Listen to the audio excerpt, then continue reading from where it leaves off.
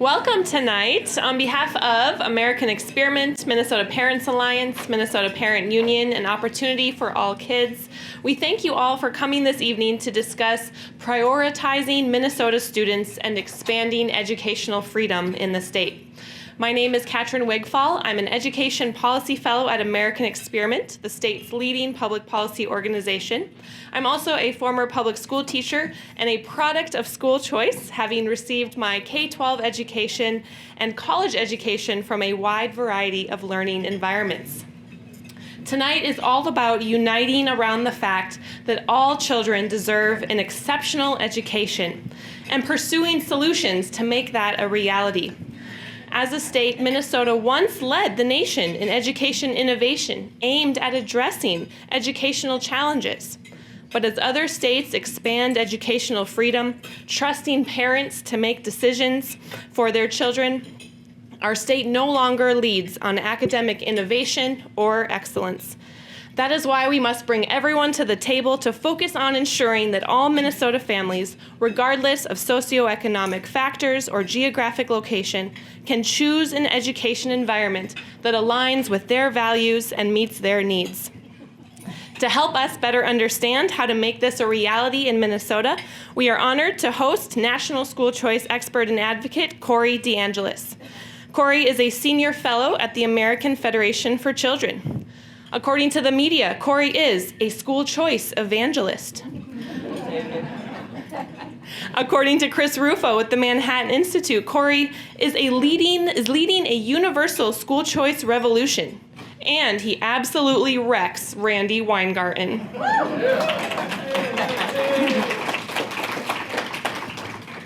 According to Robert Pondicio with the American Enterprise Institute, quote, "I've said that Corey DeAngelis is the most effective choice advocate since Milton Friedman, but it's time to revise that assessment.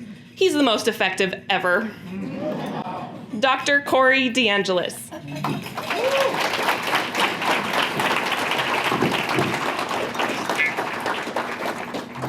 How's everybody doing? It's such an honor to be here in the great state of Minnesota. Thank you so much for the kind introduction. I just got to correct you on one thing, though. You can call me doctor all you want, but the reality is I'm not really a real doctor. I'm more like a Jill Biden doctor. Yeah. You know, I have a PhD in education policy, so I can help you with math and stuff, but I won't be much of a help with real issues.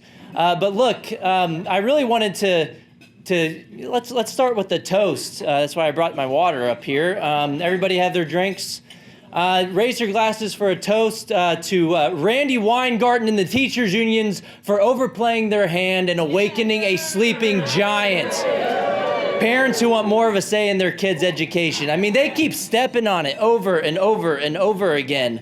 You had the teachers' unions pushing to keep the schools closed as long as possible to hold children's education hostage to secure multiple multi-billion-dollar ransom payments from the taxpayer. And it worked for them. They received over $190 billion in so-called COVID relief since March of 2020. But the unintended benefit there was that families got to see what the heck was going on in the classroom with this remote learning, which, let's be real, we should have just called it remotely learning because there wasn't a lot of learning going on. But families got to see that there was curriculum that was not aligned with their values, and so they're pushing for change at school board meetings, but they're pushing back at the ballot box too. And look, Vodi Bakum said it best. We cannot continue to send our children to Caesar for their education and be surprised when they come home as Romans. Well, the good news is the parents aren't surprised anymore. They've woken up, they're never going back to sleep. And the main problem with K-12 education for far too long all across the country is that the only special interests were the ones representing the employees in the system for far too long, the adults. But now the kids have a union of their own, and they're called parents. And over the past couple of years, because of help from Randy Weingarten and the teachers' unions for overplaying their hand and inadvertently doing more to advance the concept of school choice and homeschooling than anyone could have ever imagined, we've seen the biggest single-year victory for school choice in 2021 But we're not done yet. In 2023, we've already dubbed this the new year of school choice, particularly in red states, where 6 states over the past 2 years have gone all in on school choice. What do I mean by that? Every single family, regardless of income and regardless of background, regardless of zip code, can now take their children's state-funded education dollars. The first state to do so was Arizona. It's about $7,000 per student, to the education provider of their choosing. That could be the public school. If you like your public school, you can keep your public school. But for real this time, you can actually keep it.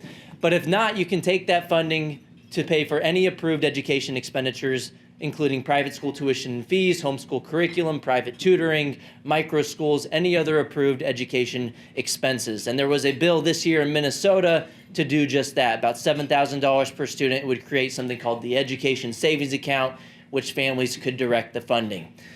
But we've had a lot of momentum over the past couple of years. Again, it's been in red states, but we've also seen this year in places like North Carolina, Democrats are defecting on the issue. Look at Tricia Cotham in North Carolina. The Democrats have lost voters on the issue of school choice. We've seen this in places like Virginia with Glenn Youngkin. I mean, anybody was watching that. It was a state that went 10 points to Biden just the year before. You had Terry McAuliffe on the debate stage say, I don't think parents should be telling schools what they should teach. That didn't work for them. And in the state that went 10 points to Biden, it swung 12 points the other way. And in fact, with education voters, Glenn Youngkin won with them, which was the number 2 issue on the election. Do I need to use the mic? Yeah, is it going into something? Maybe I'll try a different one. Probably because they're all long. All right, let's. How about this one? 1, 2, 3. Okay, maybe this one's a little better. Panelists, when you come up later, don't use this mic, and we'll share this one. But look, in a state that went 10 points to Biden, you had Glenn Youngkin winning by 6 points with education voters, and 2 points overall. Look at the National School Boards Association. Remember what happened with them? They tried to label parents as domestic terrorists. They sent a letter to the Biden administration to try to get the FBI sicked on parents. Well, that didn't work out for them either, because 26 states have left the School Boards Association since they sent out that letter. What's the message with all of this? Parents are a new special interest group that are more powerful than the teachers' unions in a couple of ways. Do I need to use the mic? Do I need? Here, do you want to try this one? Third time's a charm. Kind of like my condo. I had 2 offers that we got ratified on contract, which was great, but then they fell through because of the loans.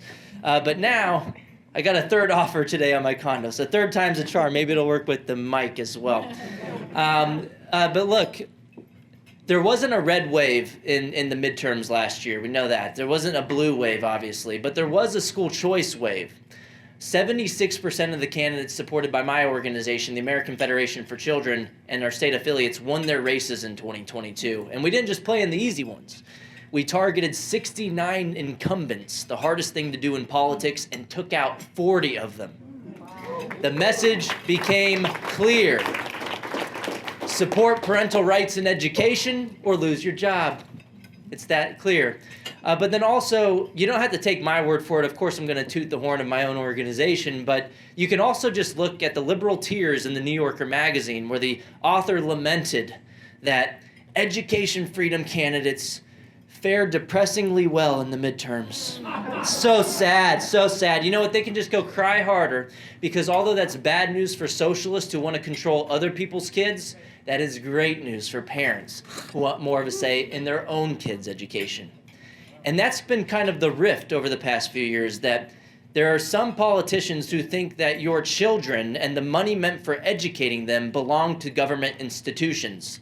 No, education funding is meant for educating the child, not for propping up and protecting a particular institution, whether it's run publicly or privately.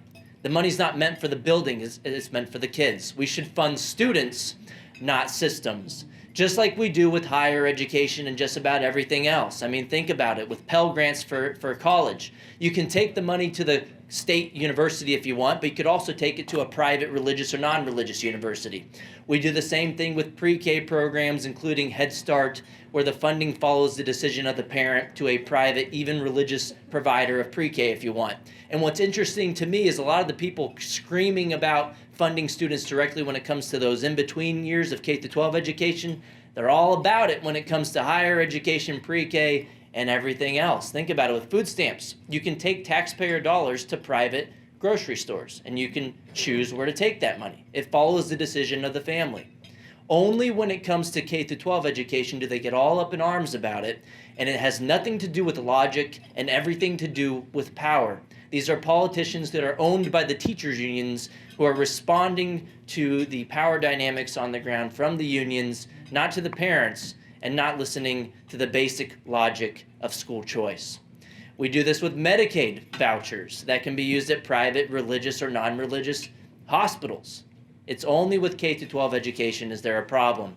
And you have a lot of these same politicians who oppose education freedom for everyone else who send their own kids to private school. The hypocrisy is on full display. We saw that happen in Virginia as well, where Terry McAuliffe, right before the election, his last interview on Meet the Press, he was gaslighting the public about where he sent his kids to school. He tried to do this whole sleight of hand thing where he said, you know, me and Dorothy, we raised our kids in Virginia. And then he says, oh, the public education system is great in Virginia. You see what he did there? He was trying to imply that he sent his kids to those great public schools in Virginia. Actually, you sent 3 or 4 of your kids to private schools. You left that out because you understand that it is hypocritical for you to support school choice for your own families and then tell everybody else, well, they can just go eat cake. So yeah, it's interesting. When you call people out on their hypocrisy, they'll say, well, I paid for it myself. Oh, so you're for taxpayers subsidizing student loan forgiveness and everything else, but only when it comes to K-12 education do you have a problem with it, and do you get a pull yourself up by your bootstraps mentality. The logical inconsistency is on full display. The hypocrisy is on full display. And because, again, this has nothing to do with logic, everything to do with power. But the good news is our union, the kids' union, parents, are more powerful than the unions representing the employees, the adults in the system. And that's because parents care about their kids more than anybody else. And they have more power in numbers than the employees in the system. And so politicians from both parties would be wise to listen to them going forward. I think we'll continue to see victories because of the logic of school choice in red states, perhaps in blue states as well, or maybe if the Democrats don't come along, those blue states will turn into red states. And we've seen some defections. I talked about North Carolina. They now have supermajorities in both chambers to override the Democrat Roy Cooper's, their governor, who sent his own kid to private school, yet opposes it for everybody else. They now have the 60% majority because Tricia Gotham switched parties from Democrat to Republican on the issue of school choice. Democrats are losing voters on school choice, and they're also losing some of their own sitting legislators, if you look at North Carolina. They should probably revert course and support parental rights in education.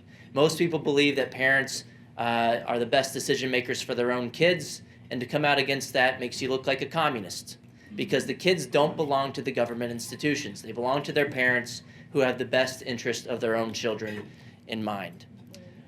I believe that this should not be a partisan issue. I have been talking Republican, Democrat, but if you look at how voters respond to surveys about school choice, the latest Real Clear Opinion Research polling has found that 72% of Americans support school choice, with supermajority support among Republicans, Democrats, and independents.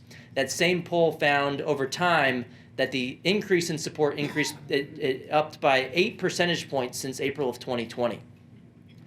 And that's because, again, parents who thought that their kids were in great public schools, one, they were closed. That was an issue. But two, when they were closed, parents saw another dimension of school quality that's arguably more important than anything that could be captured by a standardized test, whether the school's curriculum aligns with their values. There's a couple of solutions to the curriculum misalignment issue in the schools. One could be a top-down solution. Let's ban certain concepts or promote others. But that is a form of whack-a-mole that is never going to actually solve the problems, because the employees in the system will still do whatever the heck they want anyway, even if you get that passed. I live in Texas. There are other red states that have passed these bills on that ban CRT, for example, and we have undercover video from states like Texas, Tennessee, Iowa, Idaho, and others where they've banned CRT, Tennessee, and they're still doing it. They're just saying, they have employees on camera saying, well, we're just going to call it something else. We'll call it social emotional learning. We'll call it student mental health.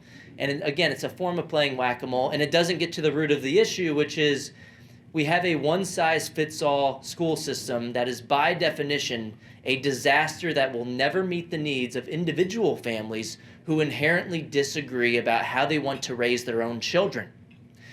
In the current system, what we're forced into is we have some families controlling how other families raise their kids. That's the main issue here. Or even worse, it's actually worse than that. You have a minority of the population, the special interests, controlling how the majority of the population will raise their kids. And it's in a way that is not aligned with the majority of the population's views. And that has mobilized parents like nothing I've ever seen before. Yes, it's true, the arguments that we've used in favor of school choice for a long time, that there are some families who are assigned to failing government-run schools based on test scores, they're stuck in a horrible situation, and they should have better access to better academics. But it's become even worse than that. It's not just that they're failing based on test scores. There are many other reasons families are upset, and one of the big issues is curriculum misalignment. So I think these victories are only going to continue. Sunlight is the best disinfectant, and no matter what tweaks are made to the current system, there's always going to be factions of parents who are upset with whatever the curriculum is. And the only solution going forward through freedom as opposed to force is from the bottom up, to allow families to vote with their feet to the education providers that best meet their needs and align with their values, with school choice and the funding following the student. And at the same time, that should give the public schools a stronger competitive pressure and incentive to focus on education as opposed to indoctrination. And we've seen that play out all across the country. There have been 29 studies on the subject. 26 of the 29 studies find statistically significant positive effects of private school choice competition on the outcomes in the public schools too. School choice has been a rising tide that lifts all boats. The evidence is overwhelmingly in favor of that. And then also, I was talking to someone in the back about who got the books? Everybody get a book? If you didn't, there's more books in the back. I want to apologize to everybody who received a signed copy, because you probably can't even read the 4 words that I wrote on there. It's fund students, not systems. I have horrible handwriting, but you can't blame me. I went to government schools in Texas. My only redeeming feature was I went to a magnet school in high school. It's still government run, but at least you get a choice and you're not assigned to it. But I was telling someone at the back, I don't even remember what I was telling them, but we'll get to that later. It's another the government school problem. But look, one of the main arguments that you'll hear from the Republican side in states like mine in Texas, we've had some excuses for rhinos who try to vote against school choice and come out against their party platform, try to have their cake and eat it too, is they'll say, yeah, I know this is a Republican issue, the GOP is supposed to be the parents' party, but I'm not going to vote for this because, on the one hand, my constituents can't really use it. I'm in a rural area. The public school is the only option, they'll say. And then with a straight face, they'll try to tell you in the next breath that, well, this is going to decimate and destroy my fantastic rural public schools. Well, one, if they're fantastic, you should have nothing to worry about. But then two, if it's the only option, your public school, you should have nothing to worry about either. If you have few exit options, the parents are going to continue taking their children to that provider.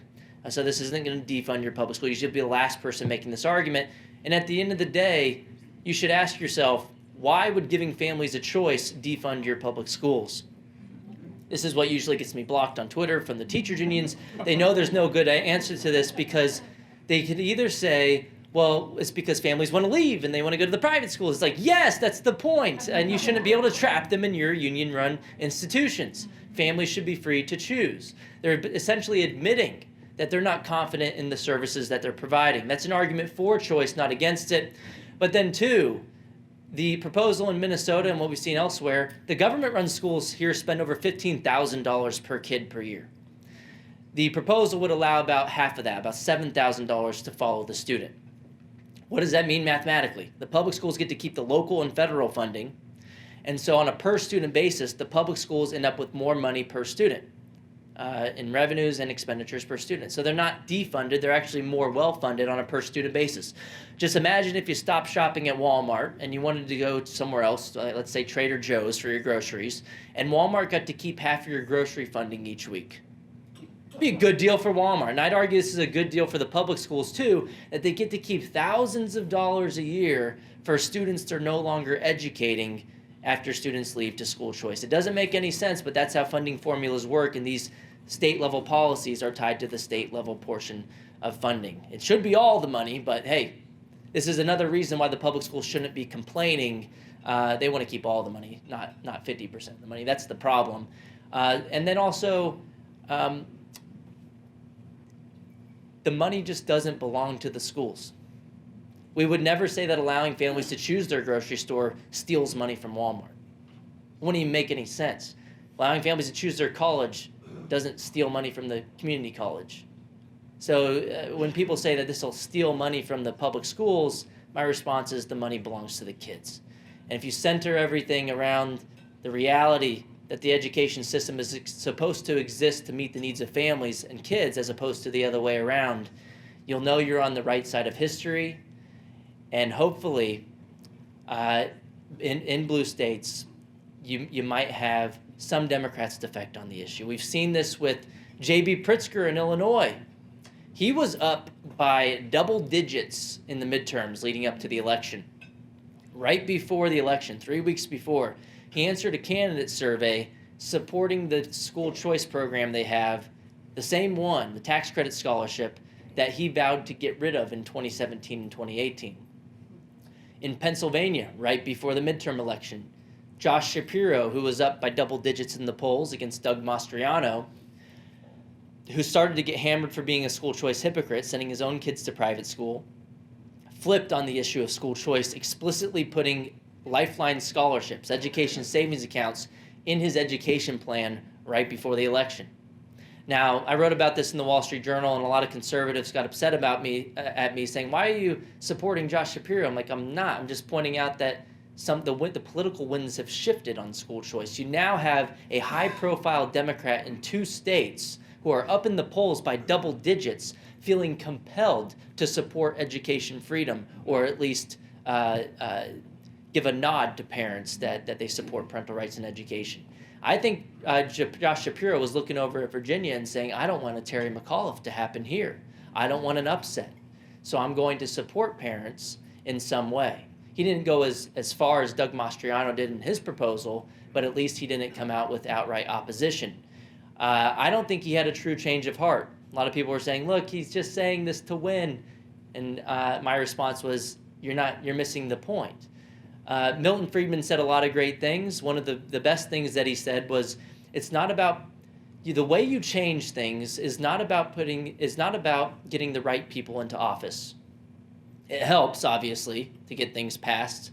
But the way that you truly change things is about creating a climate of public opinion where it becomes politically profitable for the wrong people to do the right thing. And I think that's what's happening as we see Democrats defect on the issue.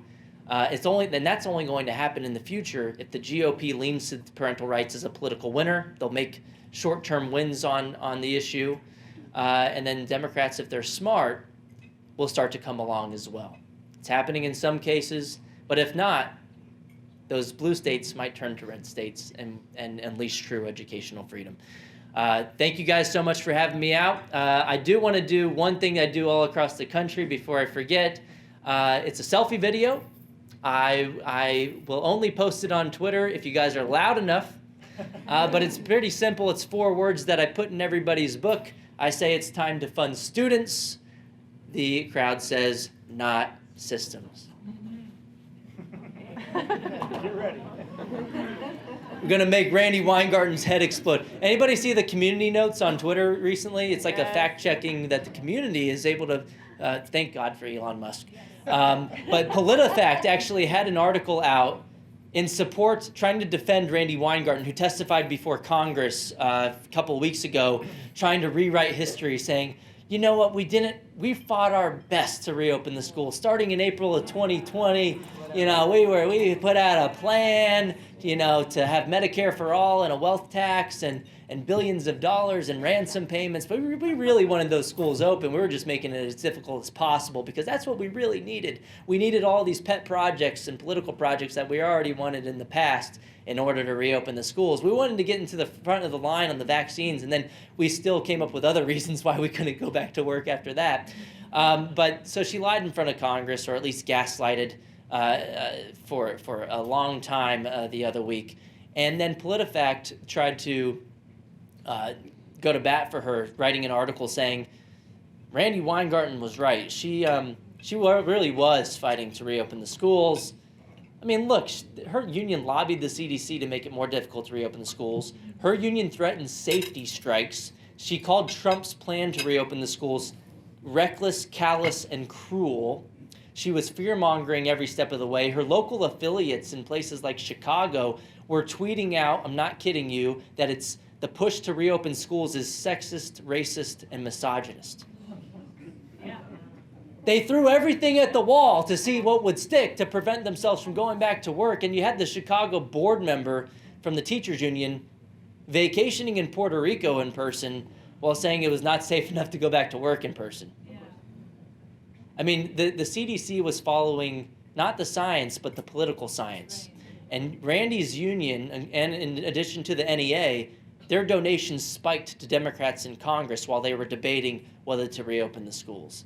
And so parents aren't falling for her gaslighting, but PolitiFact still tried to, we all knew that they were a left-wing apparatus anyway. They were never a true fact-checking organization.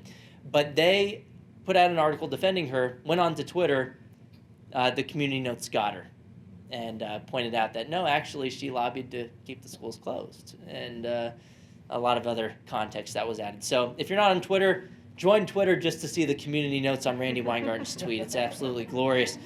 And you can, at the top of your profile, you can put a pinned tweet. For 3 days in a row, she changed her pinned tweet, lying about, actually, we wanted to reopen the schools. Once it got fact-checked, she put another one up. That one got fact-checked. She put another one up. And oh, by the way, why is she in Ukraine right now?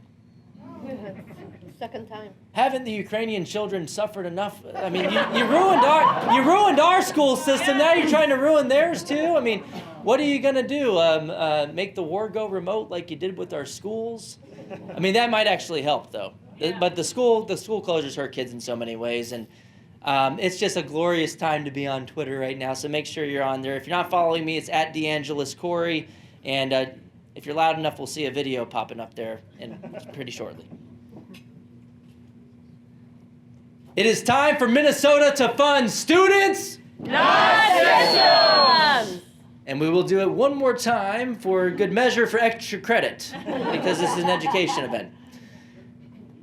It is time for Minnesota to fund students, not systems. All right, thank you guys so much.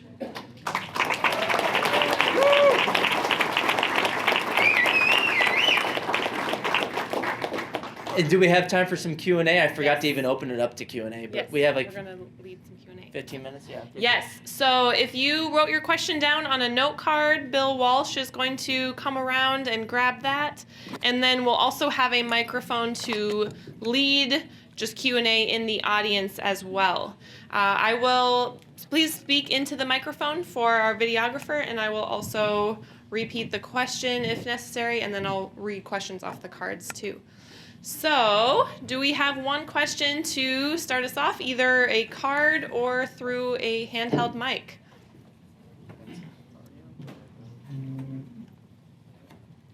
Thank you.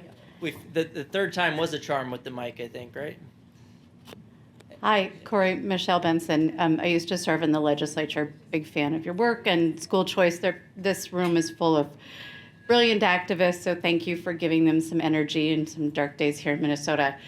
To my point, I've been on the board at a Catholic Montessori school on and off since my kids started in 2001. I have a daughter-in-law who's graduating with a degree in elementary education, and I look at curriculum and licensing standards in particular. How do we protect the conscience rights of teachers or protect the rights of teachers who are in private schools to not have to comply with those licensing requirements but still maintain their professional standards? I'd appreciate anything you've learned from other states. Yeah, I mean, you could have alternative licensing, and so that's one way to do it. I don't know how it works in Minnesota, but if there's just one type of licensing, you can pass a bill to have alternative licensing or alternative certification at least.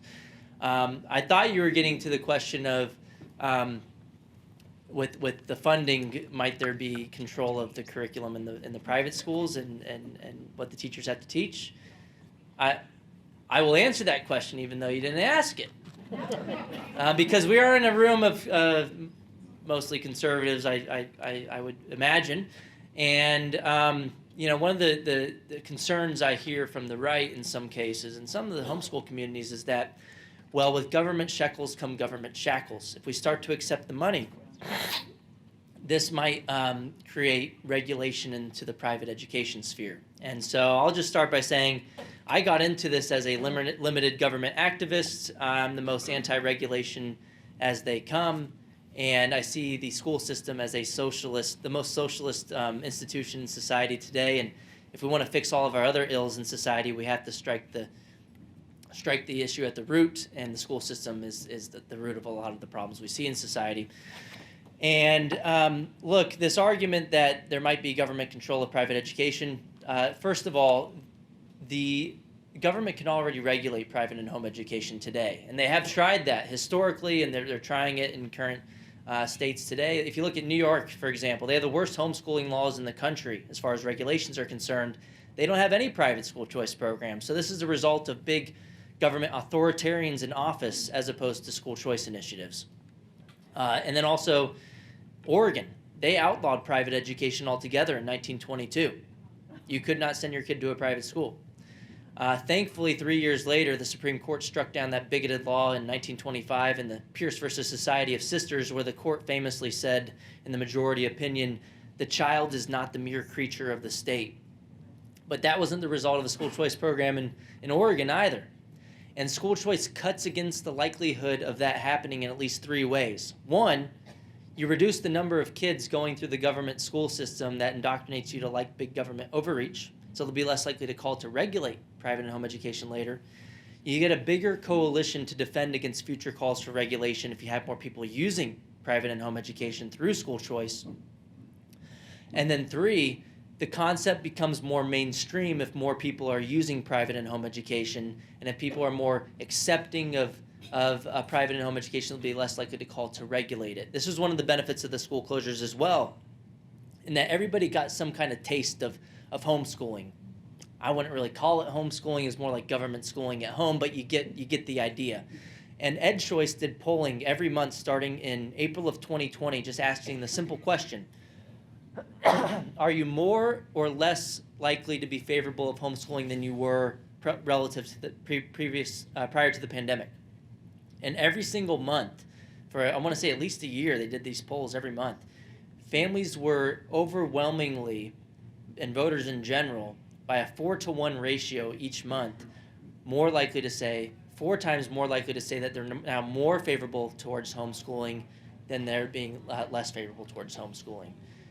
So those are 3 ways school choice cuts against the likelihood of this happening. And not all school choice bills are created equal. Read the bill. And if you read the one this year in Minnesota, they have specific provisions that say that the government can't control the creed, admissions standards, mission, or curriculum of the private education providers. So those are important to include in the bill. Instead of fear-mongering and saying that we can't have school choice at all, the better solution is to look for what's actually in the bill and call to improve it through an amendment process if needed. But our model language, IJ's model language that's being promoted across the country has those provisions in it. And look, Randi Weingarten, who we've mentioned a lot, has repeated the same fear-mongering argument. Do we think that she's saying that because she's a libertarian, anti-government type? She's a big government socialist who knows that if this argument gains traction in blue areas and in red areas, she will be able to keep her gravy train going in blue states and in red states. And it's just a way to stop Republicans from voting for school choice. So she's tweeted out this argument, again, not because she's a limited government advocate. And if you're on Randi Weingarten's side and not my side, you're probably on the wrong side. You should be on my side. And look, Thomas Sowell said it best: there are no solutions, there are only trade-offs.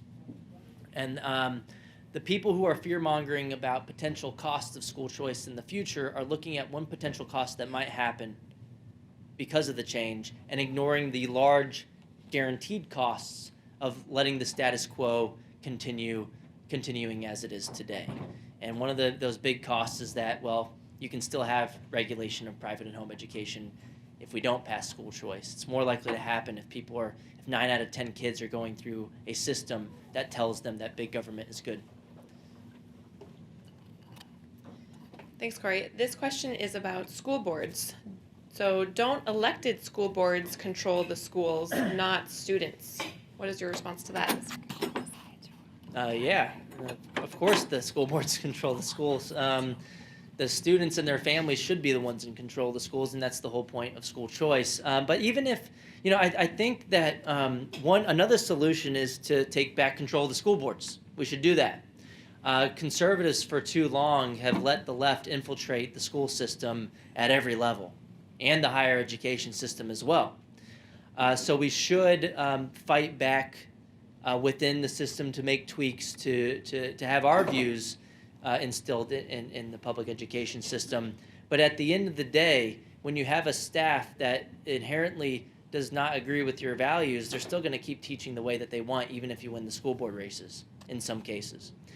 And so we have to do both. We have to fight from within the system and then also give families leverage. I mean, with school choice, you don't even have to leave the school for things to change. I mean, what happens now when you go fight at the school board meetings? You get your mic turned off. You can't even read the books that you don't like because it's not appropriate, but somehow it's appropriate for your little kids when they're not around the parents. It's total blasphemy what's going on in the school system right now. But if you go to the school board meeting with real leverage, instead of them calling you domestic terrorists, if they know you can leave, maybe they'll be more likely to listen to you.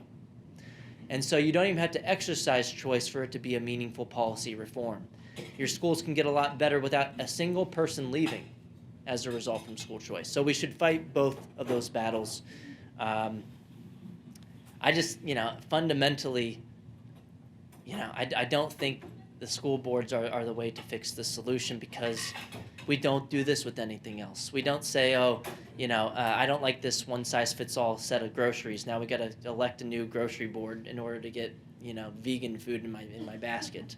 It's just a totally weird way to structure any industry, and we shouldn't do it with education either. But to the question, I think parents should have more of a say at what goes on at the school boards, and that's why so many parents are fighting back right now.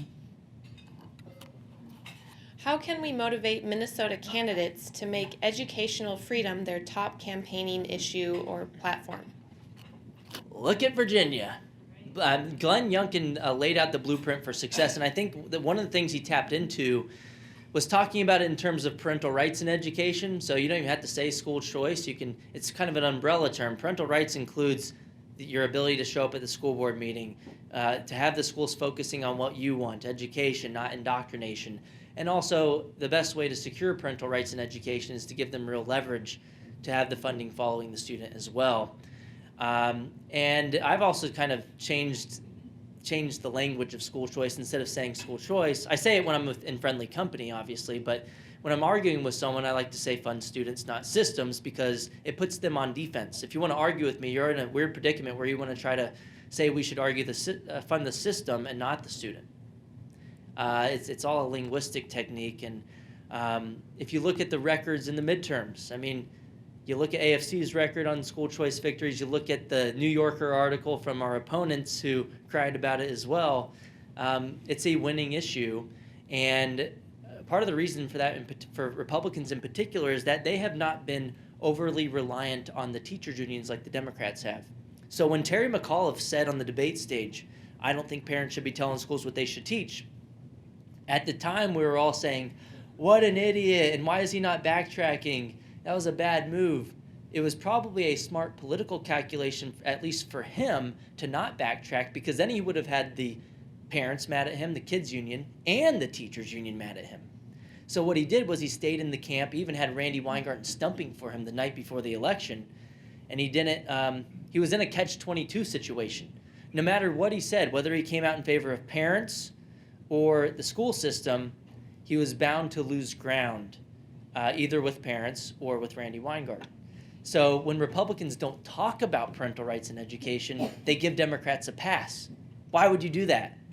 Why would you not, if they're in a catch-22 situation, make them say something out loud? And what happened with McAuliffe was he thought he was making a smart political calculation because he knew that people that have given him a lot of money, Randy Weingarten, he thought that he had to say that on the debate stage. And so that the more Republicans talk about this, make this an issue, make the mask slip on the other side, the more you can turn that into negative campaign ads. And so you don't just look at the data, it's just basic logic. Look at the polling on the issue. We've overwhelmingly seen support for school choice. In Minnesota, I cited nationwide support earlier, but in Minnesota, Morning Consult does a rolling 12-month average on their website of school choice support. And you can look at it whether they ask about ESAs, which were proposed, which are the most popular policy, vouchers, or tax credit scholarships. And they found 71% of Minnesota residents support education savings accounts, and 76% of Minnesota parents with school-aged children support education savings accounts. And if you look at specific state-level policies on where the independents go on this issue, they swing with the Republicans. And typically we see a majority of support from Democrats as well, but you see very high support among Republicans and independents. Independents happen to be the biggest voting bloc in each state. So this is just not, it's not just the right thing to do, it's also become a political winner as well, and that's why we're seeing so many legislative victories, more so in red states where Republicans already have control. But we've also seen states that have expanded school choice expand their Republican majorities. This is the only thing that Republicans can really give out to individuals as a benefit, where they're actually decreasing government size at the same time. Those same students would have spent twice as much in the public school system. Now you're giving them $7,000 a kid. You're giving more freedom to families. It's a free market solution. It's a conservative solution. And you're also creating a new single-issue voter. Look at what happened in Florida. The Wall Street Journal in 2018 had a great article called "School Choice Moms Tip the Governor's Race in Florida." DeSantis only won by like 0.3 percentage points that year. And he was running against Andrew Gillum, a Democrat, who was caught saying that he was against the state's existing tax credit scholarship program, which was serving over 100,000 students already, disproportionately low-income and minority families. And they overwhelmingly, if you looked at groups and their statistical backgrounds, the ones that were statistically should have turned out for Gillum overwhelmingly, disproportionately turned out in favor of DeSantis more than expected. And so the story goes that if Gillum did not threaten the school choice program, these single-issue voters would have still voted for him, and he probably would have won the election. Florida would have been closed down over the past few years with the pandemic restrictions. And since then, Florida has now supermajorities in the GOP in each chamber, and DeSantis won most recently by 20 percentage points. In West Virginia, since they've passed universal school choice, the Republicans have gained supermajority support, control in both chambers. In Arizona, where they passed universal school choice, we didn't get the governor's race, we won't talk about that. But the House expanded their majorities, and the Republicans who had previously voted against school choice, they all lost their primaries. So it's a political winner. It can help it's the only thing the GOP can give out that's that's a benefit, but also decreases government size. It creates single issue voters from populations where historically the GOP hasn't done as well with. We have time for one more audience question, and I'd like to invite our panelists up as we take that question, if there is one. Question, raise a hand. Panelists, you can go ahead and make your way up to the front. There we go, It's yours. Christine. There you go. Oh, I don't need this. No? Okay, you shout it out. Hey Corey, welcome to Minnesota, the birthplace of charter schools. I'm sure you saw our capital coming in, and this is a little bit of a softball question for you. Would you happen to know where our state teachers union headquarters is located? It's probably next door, just like every other state. I'd like you to speak to that relationship a little bit. It is, it's across the street. I mean, look, Randy Weingarten's union donated 99.97% of their campaign contributions to Democrats in 2022. They're an arm of the Democratic Party, and this is the reason why blue states haven't passed school choice. It's not because the Democrat voters don't support it. It's because the teachers unions have a lot of undue influence in state capitals. That's why we see so much supposed hypocrisy and logical inconsistencies, is because those politicians have to be logically inconsistent because they have to give a nod to the people who got them elected.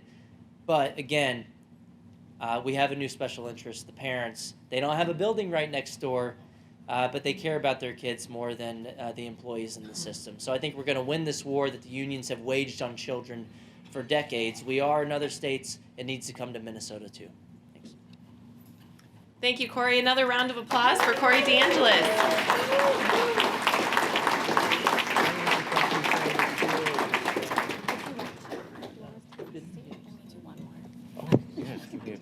All right. We're now going to move to our panelist discussion. This is an opportunity to hear from some of Minnesota's education leaders and the numerous ways that they are putting students first and fighting for school choice. I'll read a brief bio for each panelist, and then please join me in welcoming them collectively at the end. First, I would like to introduce Alfreda Baldwin. Alfreda is the founder of Laurel Community School, a K-8 private school located in the Twin Cities East Metro that Alfreda started to be accessible to families of all ethnic and financial backgrounds. She's also the board chair at Take Charge and a retired attorney, serving as in-house counsel at Securian Financial for 32 years. Next, we have Rebecca Hagstrom. As a wife, mother of 4 sons, founder and leader of a classical pre-K-12 grade school, Rebecca is passionate about positively affecting the world through education. Rebecca also hosts Education Nation, a talk radio show where she tackles the biggest issues facing education today. And finally, we have Lee McGrath. Lee McGrath serves as the Institute for Justice's Senior Legislative Counsel. He joined the Institute in December 2004 and became IJ's legislative counsel in 2011, lobbying for greater economic liberty and reforms to forfeiture laws in states across the country. Lee received his law degree from William Mitchell College of Law in St. Paul. He holds an MBA in finance from the University of Chicago and a bachelor's degree from Georgetown University. Please help me welcome our panelists.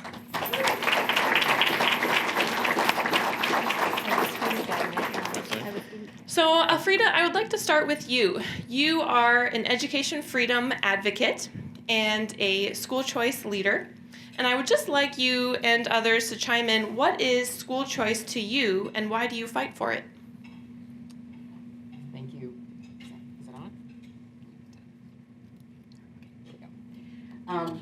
So to me, school choice is giving the people who have a God-given mandate to teach their children control to send their children to whatever school or educate them in whatever place they think is appropriate, and to not have to have their children in a place that may not be safe or may teach things that are not consistent with family's values.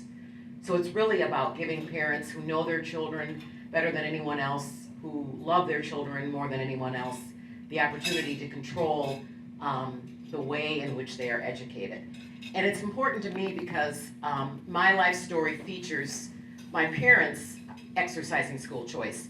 They started me out in a school district where I was going to a school that was not my assigned school, and the school district decided they were going to force me to go to my assigned school, and my parents weren't having it. And so they exercised the choice to take me out of the public school system and send me to a private little Lutheran school, and that school changed my life. And so I think sometimes about what my life would have been like if they hadn't been able to make a choice.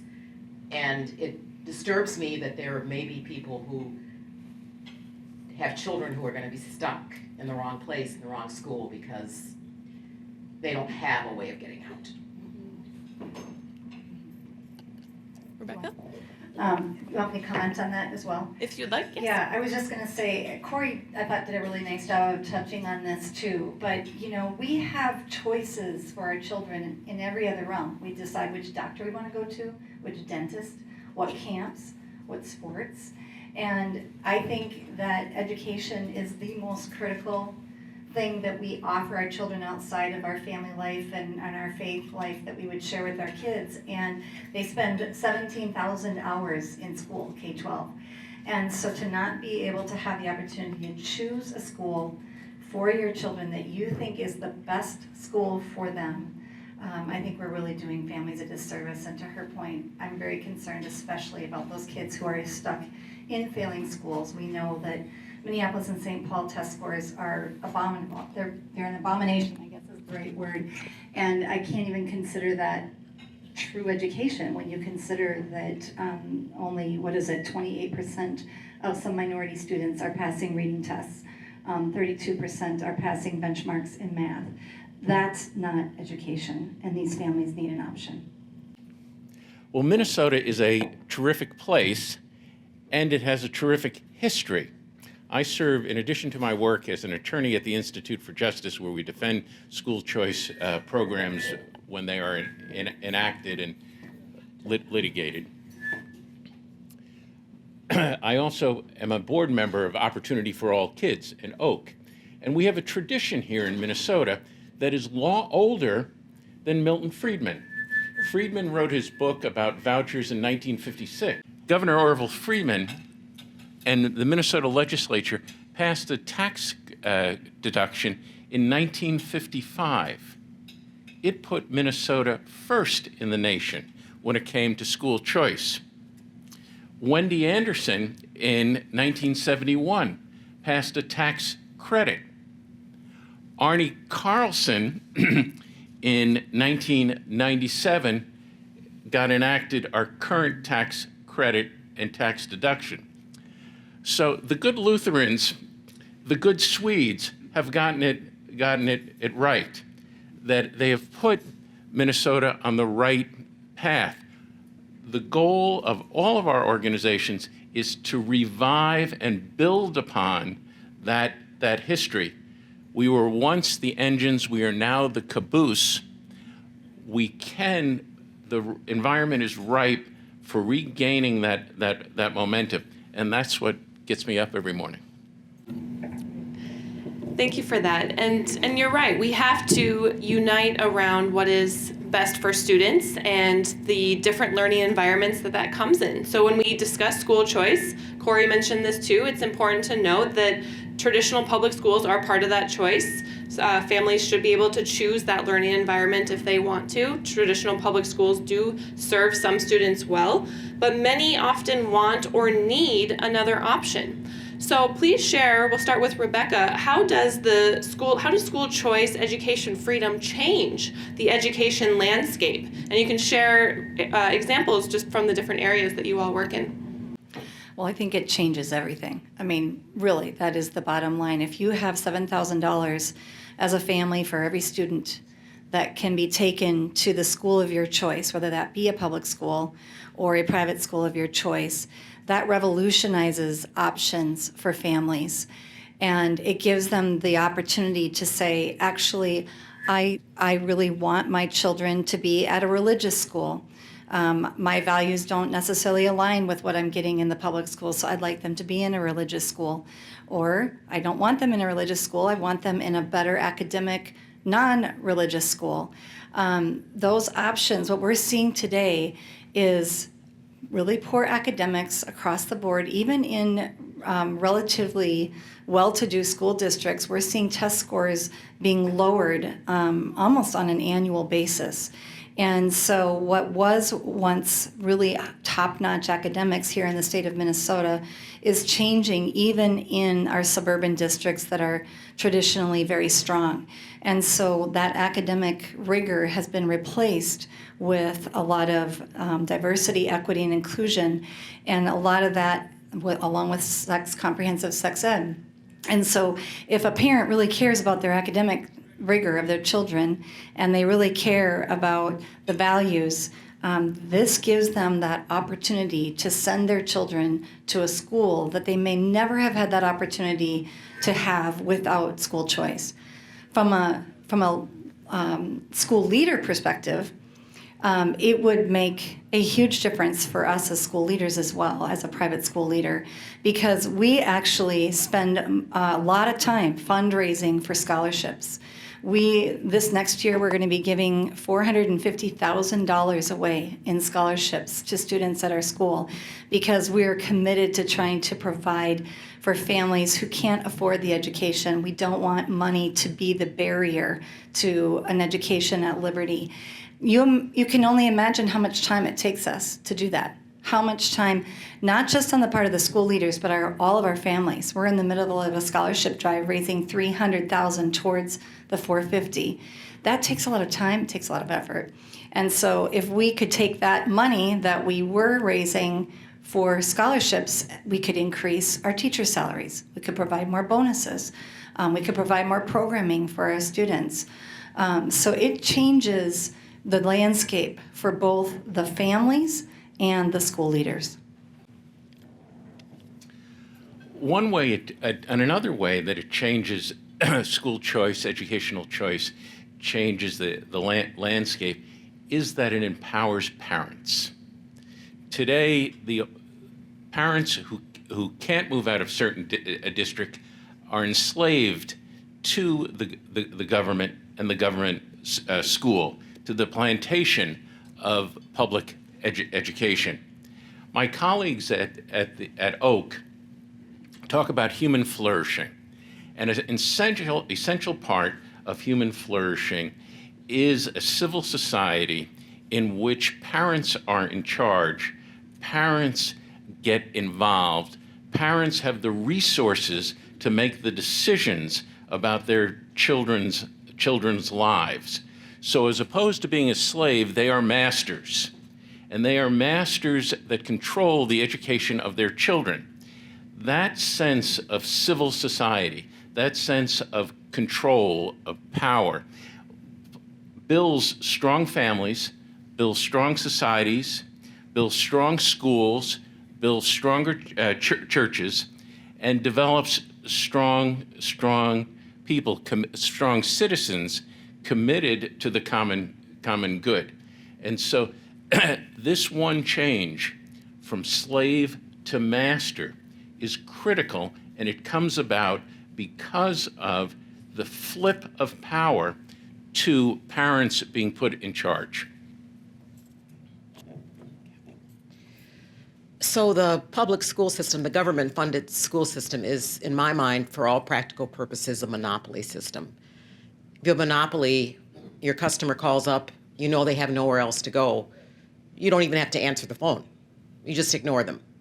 And so I think school choice, and I think there's been studies that shown that just the idea of having school choice has improved some public school systems because they rightly would fear competition. And so I think not having competition is why no one seems to care about the horrible test scores in Minneapolis and St. Paul, because where else are you going to go? So I think school choice would change that. I want to touch base on a theme that I'm hearing from you all, and that's empowering parents, school choice, elevating students, raising that boat. Education has long been viewed as this great equalizer, and we want to empower parents, but if financial barriers are in place and limit who can access that education, you'll have to turn off the mic, sorry, it keeps, who can access better outcomes for their children and that learning environment, then Americans with economic resources already have school choice, and those with more limited resources, without those financial means, their options are substantially more limited, and so we don't have education being that great equalizer. Now, education savings accounts would help level that playing field because regardless of socioeconomic factors, geographic location, you can access those funds. So when we think about what school choice does in that regard, do you see then school choice representing the best way, the fastest way to provide equal opportunities for all children to address that disparity and remove those financial barriers? I think that's a leading question. But there are no attorneys in the audience who are going to raise an objection. The answer obviously is yes. In fact, it is the only mechanism. I suspect everyone in this audience is old enough to remember programs that were designed to improve public education. George W. Bush in 2001 enacted No Child Left Behind. $53 billion later, there's little evidence that improved education. President Obama followed that up with Race to the Top, $4.3 billion. That was followed the following year by the Common Core standards. Government cannot fix itself. It must come new programs will not fix the public schools. And neither will money. In the same inflation-adjusted dollar amount. State funding and education in 1970 was $123 billion. Today, in the same inflation-adjusted dollars, it's $700 billion. Money has increased by 470% in that 50-year period. Money doesn't change.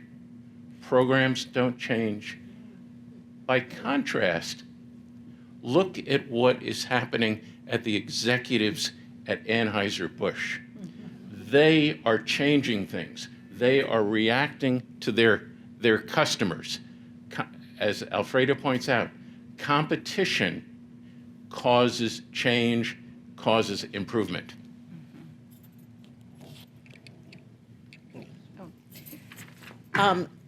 So I think the fastest way to fix this is for parents to somehow have the financial means to get their kids out of the public system.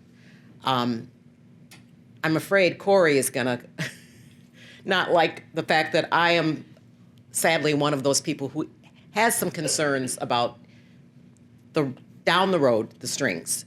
So my one word of caution to our legislative representatives is, yes, we need this legislation, but it needs to be tight. It's no point in giving parents the money if they can't use it. Yeah. So that's my only thought.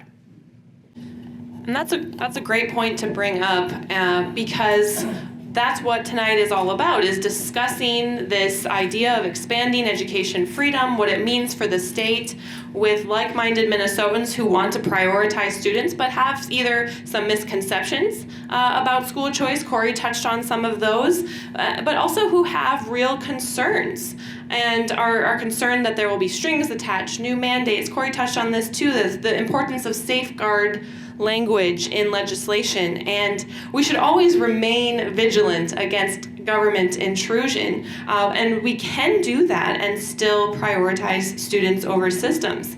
So let's talk a little bit about some of the misconceptions about school choice. What's your favorite one? Let's dig into that. Well, there's many. One of the ones that comes to mind actually is pretty fresh from back when Senator Chamberlain, or former Senator Chamberlain, who was a huge advocate for school choice, as was Senator Benson. I just want to give a call out to them. They're both here tonight, and they've really done a lot over the years to try to push this issue. But back when they were writing this legislation a few years ago, what we were hearing consistently from the Democrats' side was, well, why would you just want to give money to people who send their kids to Blake, Breck, and SPA? Well, that's not what we're doing this for. They are not the ones that need this. And the vast majority of private schools that are in this area or across the state of Minnesota are not charging those kind of price tags and don't have families that are able to afford that kind of price tag. And so the focus needs to be on those who really need it and want it. And what we hear also is that, well, you're just going to be taking away, you're going to be destroying the public schools. And I thought that Corey made a great argument for, and as did Elfrida, the competition is real. And just as you pointed out, when there's a monopoly, there's no reason to be better. There's no reason to listen to parents. There's no reason to improve curriculum. There's no reason to even try to be consistent. I've had families tell me that curriculum in their public school with their 3 children who are maybe 2 years apart in age was changing every 2 years. Each of their kids got a different education. Think of the money that's wasted with the public schools changing curriculum that frequently. So there's no reason to perform well if there is no competition. And so I think it is really important for us to dispel that notion that by having public school or private, having school choice, that we're going to actually damage the public schools. They will get better, and that is what we've seen nationwide, is that the public schools do perform better. It's like any other business, and I think that's what gets forgotten. K-12 education is a system, as Corey's pointed out.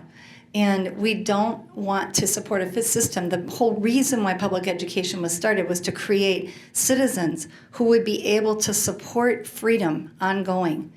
And now it seems like the whole argument has shifted to the other way around. Well, wait, we can't destroy the public schools. Well, if they're not doing what we intended them or what our founders intended them to do, then we're not really serving any benefit anyway.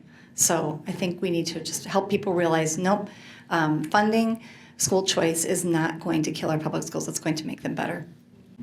And it's also important to note this isn't about just prioritizing private religious schools. School choice is not about a specific learning environment. It's about parental empowerment, parental control, choosing the learning environment that aligns best with the family's values. And for some, and frankly for many, that will be the traditional public school, because the bottom line is most of Minnesota's students will still go through the public school system. So this really needs to be a both and argument, not just either or with public school versus private.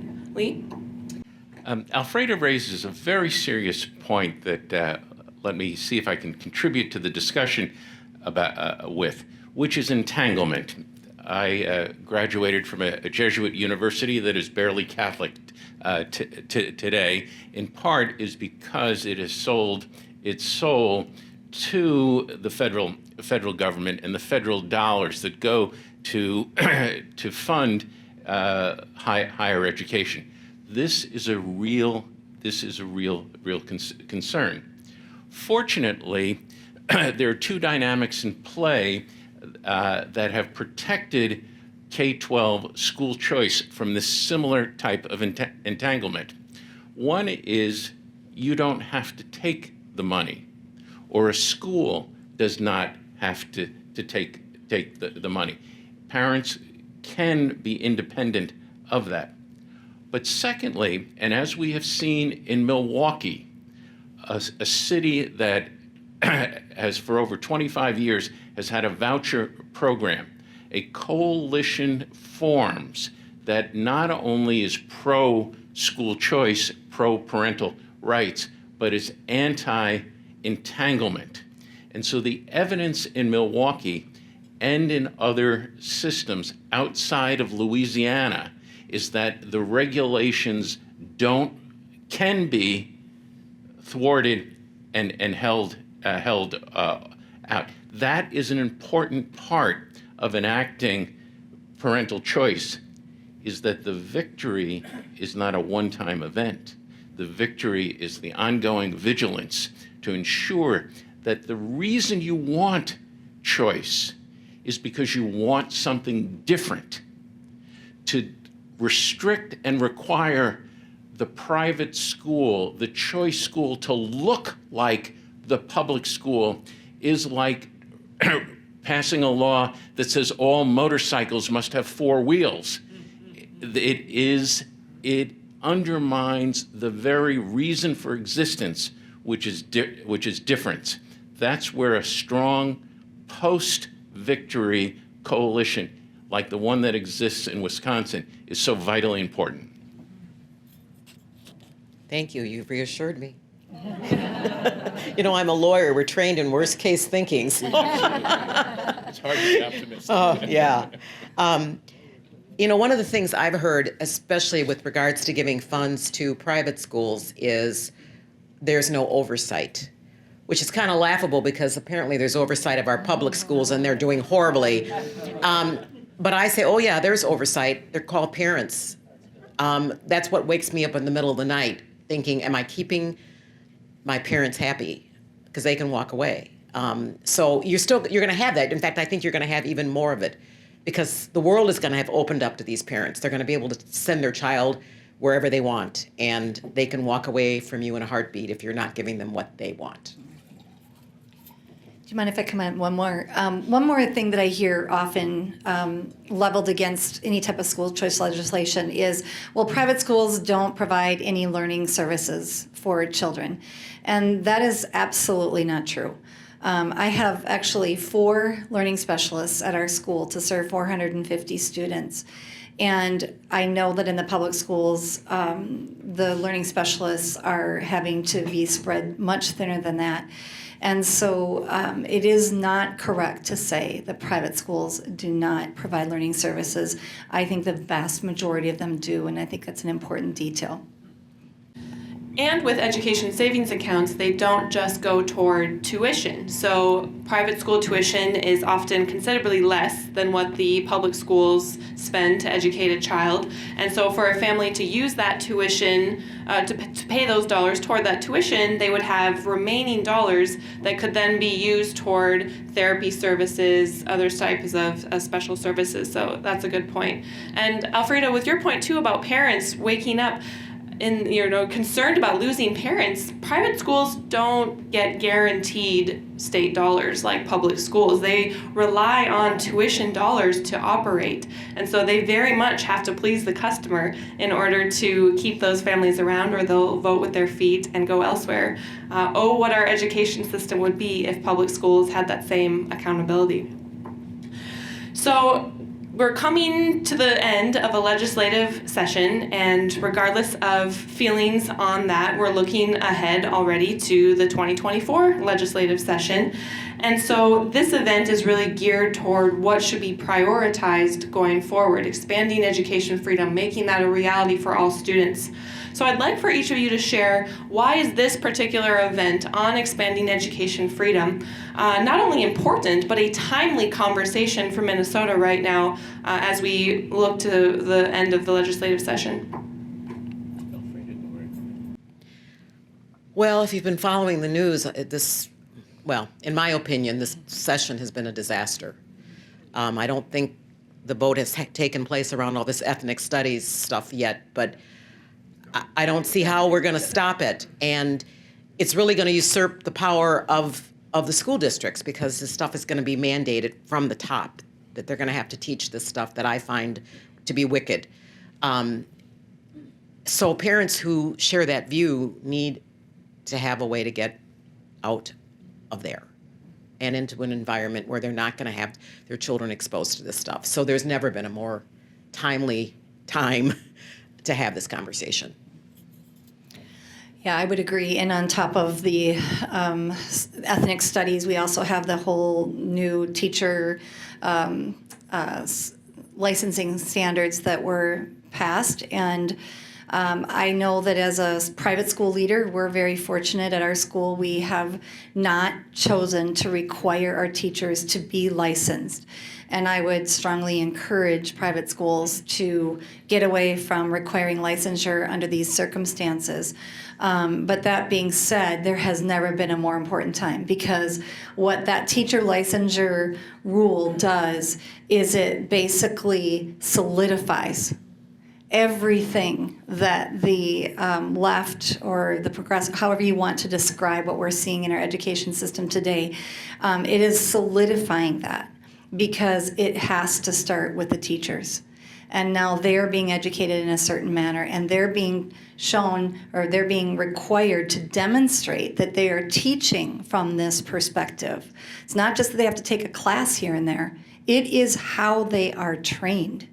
And therefore, it is going to have a huge effect as this gets rolled out, I think, starting in 2025. And I think it's going to be interesting to see what they do with teachers seeking renewal. Right now, that's been spared, but I think there's only a matter of time where they're going to require the renewals to go through the same process of some kind.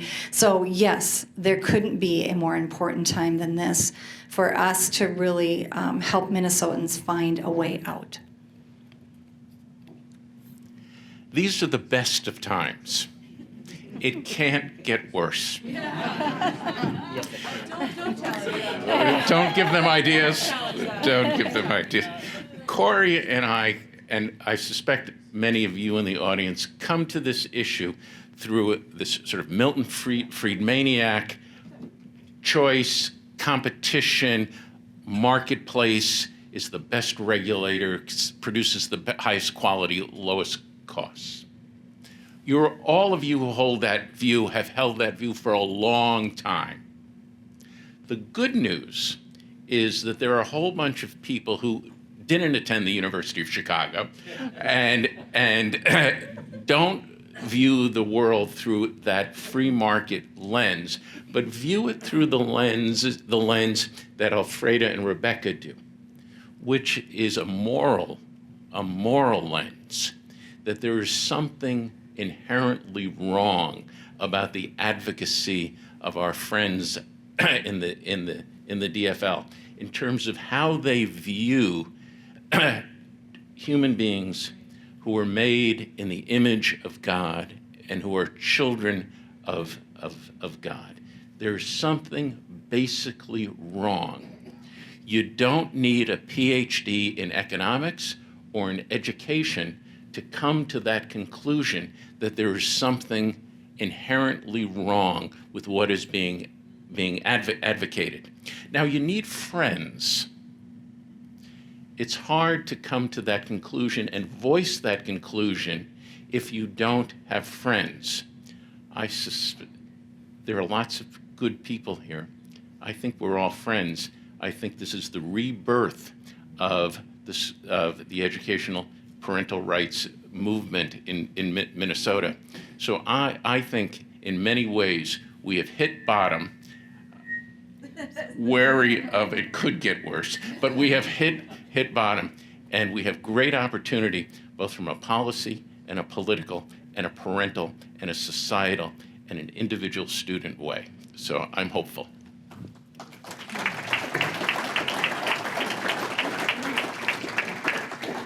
I think that sums it up very well, and let's give our panelists one more round of applause. Thank you.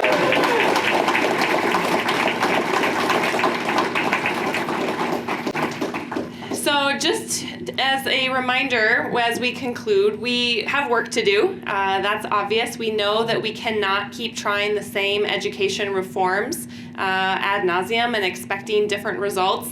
And so we really have to help Minnesota state leaders expand their thinking on what works in education reform. And expanding education freedom has to be part of that discussion. The status quo is limited. Polling shows that parents want to rethink education and are embracing creative, innovative solutions like expanding education freedom. And parents, kids, and teachers win when families can access the right education environment for their values and needs. So thank you again to Corey, to our great panelists. If you have not received a copy of Corey's book, please head to the back table to do so. And there's also excellent resources and materials at various tables in here and out there to show how organizations are coming together to prioritize this. For instance, American Experiment is partnering with several organizations at the grassroots level to really mobilize Minnesotans who want school choice, but maybe are represented by legislative leaders who aren't listening to them as constituents. And so with conversations and door knocking and just those one-on-one meetings, it will change the tide in the state, and it is up to all of us to make that a reality. So if you leave here with anything, we're going to leave with hope that there are organizations and parents and families who will not give up until Minnesota has true education freedom. So thank you again for coming. Safe travels home, and happy National Teacher Appreciation Week. Good night.